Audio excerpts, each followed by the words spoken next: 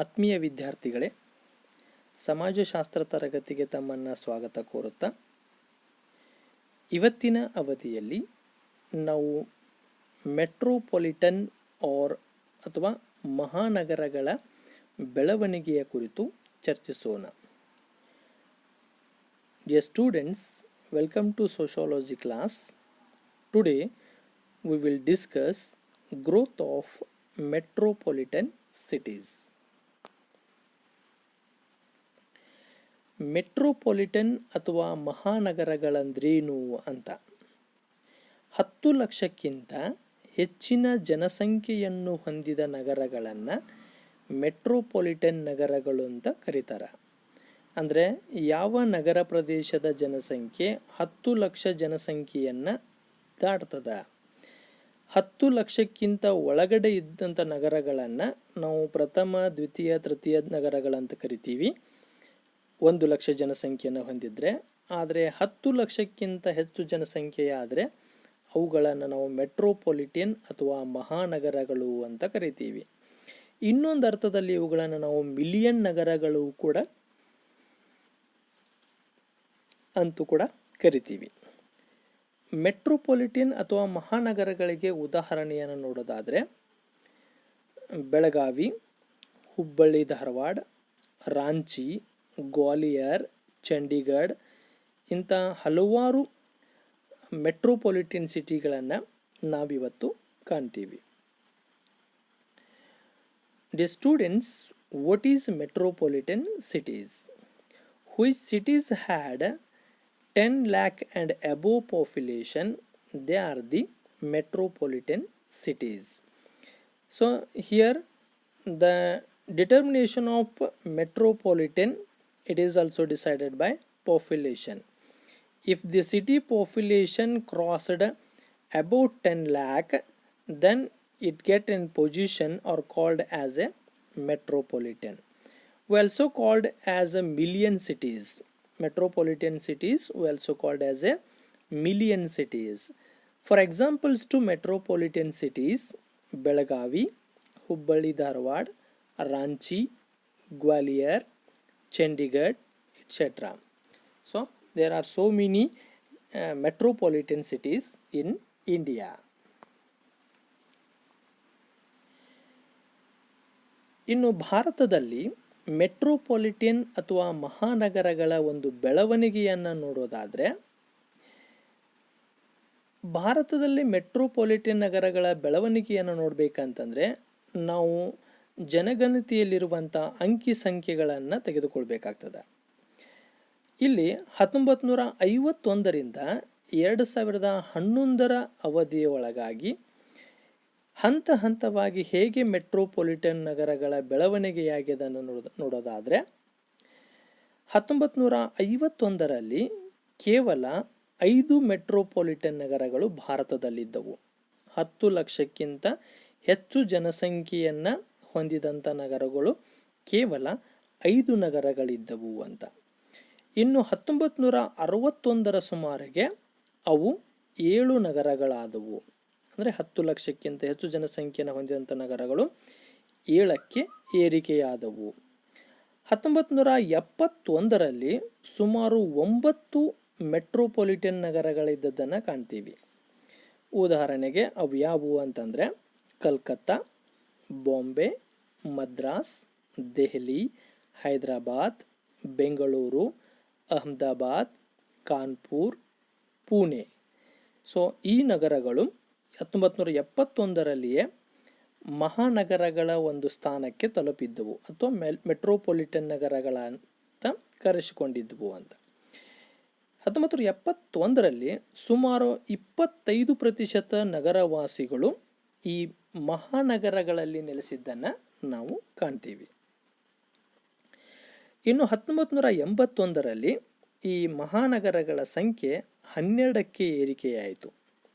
ಈ ಮೊದಲಿನ ಪಟ್ಟಿಯಲ್ಲಿ ಮತ್ತೆ ಯಾವ ನಗರಗಳು ಈ ಲಿಸ್ಟಕ್ಕೆ ಸೇರ್ತಾವ ಅಂತಂದರೆ ನಾಗಪುರ, ಲಖನೌ ಮತ್ತು ಜೈಪುರ. ಇವು ಮೆಟ್ರೋಪಾಲಿಟನ್ ಒಂದು ಪಟ್ಟಿಗೆ ಸೇರ್ಪಡೆಗೊಳ್ತವೆ. ಹೆಚ್ಚು ಕಡಿಮೆ ಉತ್ತರ ಭಾರತದಲ್ಲಿ ಈ ಅವಧಿಯಲ್ಲಿ ಪ್ರಥಮ ದರ್ಜೆಯ ನಗರಗಳ ಹೆಚ್ಚಿಗೆಯಾದದ್ದನ್ನು ಕಾಣ್ತೀವಿ. ಇನ್ನು 1991ರ ಅವಧಿಗೆ ಬಂದಾಗ ಸುಮಾರು 23 ಪ್ರಥಮ ದರ್ಜೆಯ ಮಹಾನಗರಗಳು ಭಾರತದಲ್ಲಿದ್ದದ್ದನ್ನು ಕಾಣ್ತೀವಿ. ಇದರ ಪಟ್ಟಿಯಲ್ಲಿ ಮತ್ತೆ ಯಾವ ಸೇರಿಕೊಂಡವು ಅಂತಂದರೆ ಸೂರತ್, ಕೋಚಿ, ವಡೋದರ, ಇಂದೋರ್, ಪಾಟ್ನಾ, ವಿಶಾಖಪಟ್ಟಣಮದಂತಹ ಕೆಲವೊಂದು ನಗರಗಳು ಒಂದು ಮಹಾನಗರಗಳ ಸ್ಥಾನವನ್ನು 1991ರಲ್ಲಿ ಪಡ್ಕೊಳ್ತಾವೆ. ನಂತರ 2001ರ ಸುಮಾರಿಗೆ ಇವುಗಳ ಸಂಖ್ಯೆ 27ಕ್ಕೆ ಏರಿಕೆಯಾಗ್ತದೆ. ಭಾರತದಲ್ಲಿ ಮಹಾನಗರಗಳ ಸಂಖ್ಯೆ 27 ಆಗ್ತದೆ. ಈ ಅವಧಿಯಲ್ಲಿ ಸೇರ್ಪಡೆಗೊಂಡಿರುವಂಥ ನಗರಗಳು ಯಾವಂತಂದರೆ ಆಗ್ರಾ, ಥಾನೆ, ಕಲ್ಯಾಣ್, ನಾಸಿಕ್, ಮೀರತ್, ಪಿಂಪ್ರಿಯಂತಹ ನಗರಗಳು ಈ ಒಂದು ಮಹಾನಗರಗಳ ಪಟ್ಟಿಗೆ ಸೇರ್ಪಡೆಗೊಳ್ತವೆ. 2011ರ ಅಂಕಿಅಂಶೆಯ ಪ್ರಕಾರ ಇವತ್ತು ಸುಮಾರು 53 ಮಹಾನಗರಗಳು ಭಾರತದಲ್ಲಿದ್ದದ್ದನ್ನು ನಾವು ಕಾಣ್ತೀವಿ. ಸೊ ಒಂದು ಅವಧಿಯಲ್ಲಿ ನಗರಗಳಿದ್ದಂಥವು ಮಹಾನಗರಗಳಾಗಿದ್ದಾವೆ. ಮಹಾನಗರಗಳಿದ್ದಂಥವು ಇವತ್ತು ಮೇಘಾನಗರಗಳಾಗಿ ಬೆಳವಣಿಗೆಯನ್ನು ಹೊಂದಿವೆ. Dear students, the growth of metropolitan cities. Here, the growth of metropolitan cities, we take the census data from 1951 to 2011. In beginning 1951, only 5 cities are metropolitan cities. Later on, in 1961, they increased in the number of metropolitan cities. They became total 7 cities.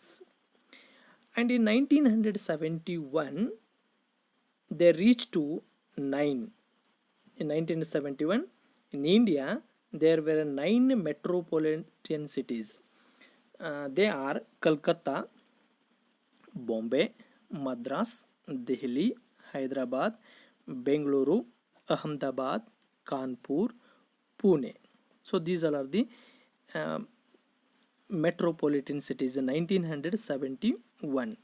Near about 25% of the urbanities, they are living in metropolitan cities.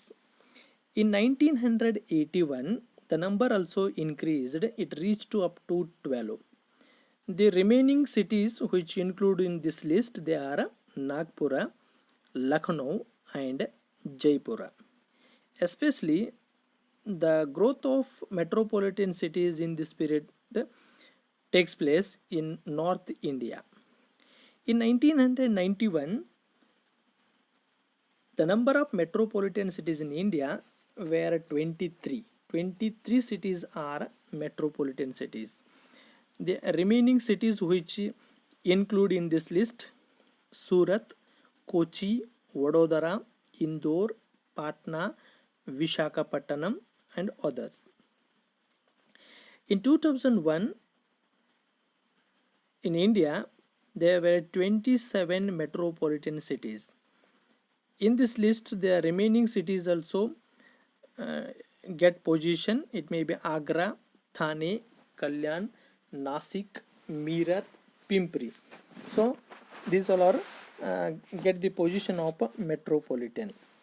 And as per 2011 report in India, nowadays there are 53 cities are metropolitan cities. ಇನ್ನು ಈ ಒಂದು ಮಹಾನಗರಗಳ ಬೆಳವಣಿಗೆಯನ್ನು ಕುರಿತ ಇಟ್ಟುಕೊಂಡು ವಿಶ್ಲೇಷಣೆಯನ್ನು ಮಾಡೋದಾದರೆ, ವಿವಿಧ ನಗರಗಳು ಮಹಾನಗರಗಳಾಗಿ ರೂಪುಗೊಂಡಿದ್ದಾವೆ. ಈ ಒಂದು ನಗರಗಳ ಬೆಳವಣಿಗೆಯ ಹಂತದಲ್ಲಿ ಅಥವಾ ನಗರೀಕರಣ ಪ್ರಕ್ರಿಯೆಗೆ ಒಳಪಟ್ಟು ಎಷ್ಟೋ ನಗರಗಳು, ಪ್ರಥಮ ದರ್ಜೆಯ ನಗರಗಳು ಮಹಾನಗರಗಳಾಗಿ ಬೆಳವಣಿಗೆಗೊಂಡಿದ್ದನ್ನು ಕಾಣ್ತೀವಿ. 2001ರಿಂದ 2011ರ ಅವಧಿಯಲ್ಲಿಯೇ ಅತಿ ಹೆಚ್ಚು ಮಹಾನಗರಗಳು ಬೆಳೆದು ಬಂದದ್ದನ್ನು ನಾವಿಲ್ಲಿ ಕಾಣ್ತೀವಿ. ನಗರೀಕರಣದ ಗತಿ ವೇಗ ಆದದ್ದು 2001ರಿಂದಲೇ ಅಂತ. ಸೊ ಈ ಅವಧಿಯಲ್ಲಿನೇ ಅತಿ ಹೆಚ್ಚು ನಗರಗಳು ಒಂದು ಮಹಾನಗರಗಳಾಗಿ ಸ್ಥಾನವನ್ನು ಪಡೆದುಕೊಂಡಿವೆ. Dear students, just we take an analysis of the growth of metropolitan cities. Many cities, they are create or became as a metropolitan. For example, some cities, towns or class 1 cities, they are developed as a metropolitan, especially in between 2001 to 2011 period. Number of metropolitan cities increased. ಮಹಾನಗರಗಳ ಪಟ್ಟಿಯಲ್ಲಿ ಮೊದಲು ಬರುವ ಬಹಳಷ್ಟು ನಗರಗಳು 10 ದೊಡ್ಡ ನಗರಗಳ ಪಟ್ಟಿಯಲ್ಲಿ ಒಂದಲ್ಲ ಒಂದು ಸ್ಥಾನವನ್ನು ಹೊಂದಿದ್ದವು. ಸೊ ಮಹಾನಗರಗಳ ಪಟ್ಟಿಯಲ್ಲಿ ಯಾವ ನಗರಗಳು ಮೊದಲು ಬಂದಿದ್ದವಲ್ಲ ಅವುಗಳು ಭಾರತದ ಅತಿ ದೊಡ್ಡ ನಗರಗಳ ಪಟ್ಟಿಯಲ್ಲಿ 10ರಲ್ಲಿ ಒಂದಿಲ್ಲ ಒಂದು ಸ್ಥಾನವನ್ನು ಹೊಂದಿದ್ದನ್ನು ನಾವು ಕಾಣ್ತೀವಿ ಅಂತ. So in the list of metropolitan city, almost all near about 10 big cities get any one position in this list. And third one, 54 ಮಹಾನಗರಗಳಲ್ಲಿ ಬಹಳಷ್ಟು ನಗರಗಳು ರಾಜಧಾನಿ ನಗರಗಳಾಗಿರುವಂಥದ್ದನ್ನು ನಾವು ಕಾಣ್ತೀವಿ. ಹೆಚ್ಚು ಕಡಿಮೆ ರಾಜಧಾನಿ ನಗರಗಳು ಅತಿ ಹೆಚ್ಚು ಜನಸಂಖ್ಯೆಯನ್ನು ಹೊಂದುವುದರ ಮೂಲಕ ಅವು ಮಹಾನಗರಗಳ ಬೆಳವಣಿಗೆಗೆ ಕಾರಣೀಕರ್ತವಾಗಿರುವಂಥದ್ದನ್ನು ಕಾಣ್ತೀವಿ. So near about 54 metropolitan cities, they have a capital city. They are the capital cities. So which are the capital cities? They have more population and they may became as a metropolitan. ಈ ಮೊದಲು ಮಹಾನಗರಗಳ ಪಟ್ಟಿಯಲ್ಲಿದ್ದ ಮುಂಬೈ, ಕಲ್ಕತ್ತಾ ಮತ್ತು ಚೆನ್ನೈ ಬಂದರು ನಗರಗಳು ಮೇಘಾ ನಗರಗಳಾಗಿ ಬೆಳವಣಿಗೆ ಹೊಂದಿದ್ದವು. ಅಂದರೆ ಒಂದು ಅವಧಿಯಲ್ಲಿ ಮಹಾನಗರಗಳ ಪಟ್ಟಿಯಲ್ಲಿದ್ದಂಥ ಕೆಲವೊಂದು ನಗರಗಳು ನಗರ ಬೆಳವಣಿಗೆಗೆ ಒಳಪಟ್ಟವು. ಮುಂದೆ ಅವು ಮೇಘಾ ನಗರಗಳಾಗಿ ಅಥವಾ ಬೃಹತ್ ನಗರಗಳಾಗಿ ಬೆಳವಣಿಗೆ ಹೊಂದಿರುವಂಥದ್ದನ್ನು ಕೂಡ ನಾವಿಲ್ಲಿ ಕಾಣ್ತೀವಿ. Before they are the in metropolitan list, for example Mumbai, Kolkata and Chennai, seabird cities, the later on developed as a mega cities or big cities. ಮೊದಲು ಕಲ್ಕತ್ತಾ, ನಂತರ ದೆಹಲಿ ಬ್ರಿಟಿಷರ ರಾಜಧಾನಿಗಳಾಗಿದ್ದವು. ಈ ಕಾರಣಕ್ಕಾಗಿ ಅವು ಮಹಾನಗರಗಳಾಗಿ ಬೆಳವಣಿಗೆ ಹೊಂದಿರುವಂಥದ್ದನ್ನು ನಾವಿಲ್ಲಿ ಗಮನಿಸ್ತೀವಿ. ಸೊ ಬ್ರಿಟಿಷ್ ಆಳ್ವಿಕೆಯ ಸಂದರ್ಭದಲ್ಲಿ ಕಲ್ಕತ್ತಾ ಅವರ ಮೊದಲ ರಾಜಧಾನಿಯಾಗಿತ್ತು. ಹಾಗಾಗಿ ಕಲ್ಕತ್ತಾದ ಬೆಳವಣಿಗೆಗೆ ಅದು ಅವಕಾಶವನ್ನು ಕಲ್ಪಿಸಿಕೊಟ್ಟಿತು. ನಂತರ ಕಲ್ಕತ್ತಾದಿಂದ ದೆಹಲಿಗೆ ರಾಜಧಾನಿಯನ್ನು ಬದಲಾಯಿಸಿದಾಗ ದೆಹಲಿ ಮಹಾನಗರದ ಸ್ಥಾನಮಾನವನ್ನು ಪಡೆದುಕೊಂಡಿತು ಅಂತ. ಅಂದರೆ ಆಡಳಿತದ ಕೇಂದ್ರವಾದಾಗ ಅದು ಹೆಚ್ಚು ಜನಸಂಖ್ಯೆಯನ್ನು ಹೊಂದುವುದರ ಮೂಲಕ ಅದು ನಗರ ಬೆಳವಣಿಗೆಯನ್ನು ಪ್ರೋತ್ಸಾಹಿಸುತ್ತದೆ. First, Calcutta is the capital city of Britishers. Later on, they became as a capital city Delhi. They both get position as a metropolitan cities because of British administration, and they made as a capital city. ಇಂದಿನ ಕೆಲವು metro ನಗರಗಳಲ್ಲಿ ಕೆಲವು ಬಹಳ ಹಿಂದೆಯೇ ಕೈಗಾರಿಕೆ ಮತ್ತು ಕರಕುಶಲ ವಸ್ತುಗಳ ಉತ್ಪಾದನೆಗೆ ಹೆಸರುವಾಸಿಯಾಗಿದ್ದವು. ಕೆಲವು ಸುಪ್ರಸಿದ್ಧ ಧಾರ್ಮಿಕ ಕೇಂದ್ರಗಳಾಗಿ ಹೆಸರುವಾಸಿಯಾಗಿವೆ. ಮಹಾನಗರ ಬೆಳವಣಿಗೆಯನ್ನು ತೆಗೆದುಕೊಂಡೋದಾದರೆ ಕೆಲವು ಮಹಾನಗರಗಳಲ್ಲಿ ಬಹಳ ಹಿಂದಿನಿಂದಲೂ ಒಂದು ಕೈಗಾರಿಕಾ ಉತ್ಪಾದನೆಗಳಲ್ಲಿ ಕರಕುಶಲ ವಸ್ತುಗಳ ಉತ್ಪಾದನೆಯಲ್ಲಿ ಹೆಸರನ್ನು ಗಳಿಸಿದ್ದರಿಂದ ಆ ಕಾರಣಕ್ಕಾಗಿ ಅವು ನಗರ ಬೆಳವಣಿಗೆಗೆ ಒಂದು ಪ್ರೋತ್ಸಾಹದಾಯಕವಾಗಿ ಕಾರ್ಯ ಮಾಡಿದ್ದನ್ನು ಕಾಣ್ತೀವಿ.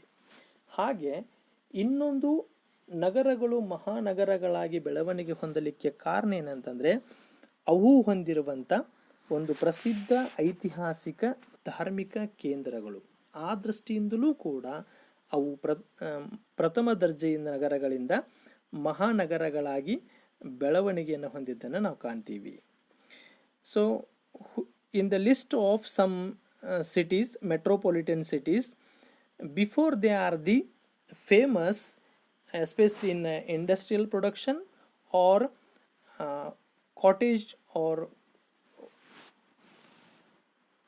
in the production of cottage things, and maybe they are famous, having a famous religious centers, historical religious centers. They may also support to become as a metropolitan city. ಆಮೇಲೆ ಭಾಷಾವಾರು ಪ್ರಾಂತಗಳ ಪುನರ್ ಸಂಘಟನೆಯು ಹೊಸ ರಾಜಧಾನಿ ನಗರಗಳನ್ನು ಅಸ್ತಿತ್ವಕ್ಕೆ ತಂದಿದೆ. ಸೊ ಭಾಷೆಯ ಆಧಾರದ ಮೇಲೆ ಹೊಸ ಒಂದು ರಾಜ್ಯಗಳನ್ನು ಪುನರ್ವಿಂಗಡಣೆ ಮಾಡಿದ್ದರಿಂದ ಅವು ಒಂದು ಹೊಸ ರಾಜಧಾನಿಯನ್ನು ಸ್ಥಾಪನೆ ಮಾಡಿಕೊಂಡಿದ್ದು ಅವು ಇಂದು ಮಹಾನಗರಗಳಾಗಿ ಬೆಳವಣಿಗೆ ಹೊಂದಲಿಕ್ಕೆ ಕಾರಣ ಆಗಿರುವಂಥದ್ದು. So reorganization of states on the based on linguistic, and they have their own separate capital cities and they became as a metropolitan cities, growth or developed as a metropolitan cities. ಕೆಲವು ನಗರಗಳು ಕೈಗಾರಿಕಾ ಕೇಂದ್ರಗಳಾಗಿ ಬ್ರಿಟಿಷರ ಆಡಳಿತಾವಧಿಯಲ್ಲಿ ಮತ್ತು ಸ್ವಾತಂತ್ರ್ಯೋತ್ತರ ಅವಧಿಯಲ್ಲಿ ಕಾರ್ಯನಿರ್ವಹಿಸುತ್ತಿದ್ದವು. So ಇನ್ನೊಂದು British ಆಳ್ವಿಕೆಯಲ್ಲಾಗಿರ್ಬೋದು ಅಥವಾ ಸ್ವಾತಂತ್ರ್ಯದ ಬಂದ ನಂತರದಲ್ಲಾಗಿರ್ಬೋದು, ಕೆಲವೊಂದು ನಗರಗಳು ಅತಿ ಹೆಚ್ಚು ಕೈಗಾರಿಕೆಗಳನ್ನು ಹೊಂದುವುದರ ಮೂಲಕ ಅವು ಕೈಗಾರಿಕಾ ಕೇಂದ್ರಗಳಾಗಿ ಬೆಳೆದು ಅತಿ ಹೆಚ್ಚು ಜನರನ್ನು ತಮ್ಮ ಕಡೆಗೆ ಸೆಳೆದುಕೊಂಡು ಅವು ಮಹಾನಗರಗಳಾಗಿ ಬೆಳವಣಿಗೆ ಹೊಂದಿದ್ದನ್ನು ಕಾಣ್ತೀವಿ. So some cities, especially they are the center of industries in British administration as well as independent Indian period. When they became the center of industries, they are providing job opportunities and attract the surrounding people, and having more population they get the position of metropolitan. ಇನ್ನು ಈಶಾನ್ಯ ರಾಜ್ಯಗಳಲ್ಲಿ ಒಂದೇ ಒಂದು ನಗರವು metropolitan ನಗರವಾಗಿ ಬೆಳೆದು ಬಂದಿಲ್ಲ. So ಈಶಾನ್ಯ ರಾಜ್ಯಗಳಲ್ಲಿ ಗುಡ್ಡಗಾಡು ಪ್ರದೇಶಗಳಿರೋದರಿಂದ ಜನಸಂಖ್ಯೆ ಕಡಿಮೆ ಇರೋದರಿಂದ ಅಲ್ಲಿ ನಾವು ಒಂದು ಮಹಾನಗರವನ್ನು ಕಾಣಲಿಕ್ಕೆ ಸಾಧ್ಯವಿಲ್ಲ.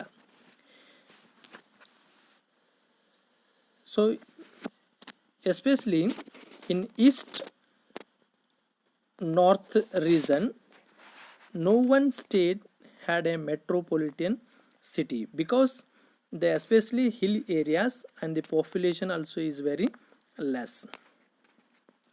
2011ರ ಜನಗಣತಿಯ ಪ್ರಕಾರ ಅತ್ಯಧಿಕ ಜನಸಂಖ್ಯೆಯುಳ್ಳ ರಾಜ್ಯಗಳು ಹೆಚ್ಚಿನ ಸಂಖ್ಯೆಯ ಮೆಟ್ರೋ ನಗರಗಳನ್ನು ಹೊಂದಿವೆ. ಸೊ 2011ರ ಜನಗಣತಿಯ ಪ್ರಕಾರ ನೋಡಿದರೆ ಅಧಿಕ ಜನಸಂಖ್ಯೆಯನ್ನು ಯಾವ ರಾಜ್ಯಗಳು ಹೊಂದಿದಾವೆ ಆ ರಾಜ್ಯಗಳಲ್ಲಿ ಮಹಾನಗರಗಳ ಸಂಖ್ಯೆಯೂ ಕೂಡ ಹೆಚ್ಚಿಗೆ ಇದೆ. As for the 2011 census report, which states have more population, they have more metropolitan cities. So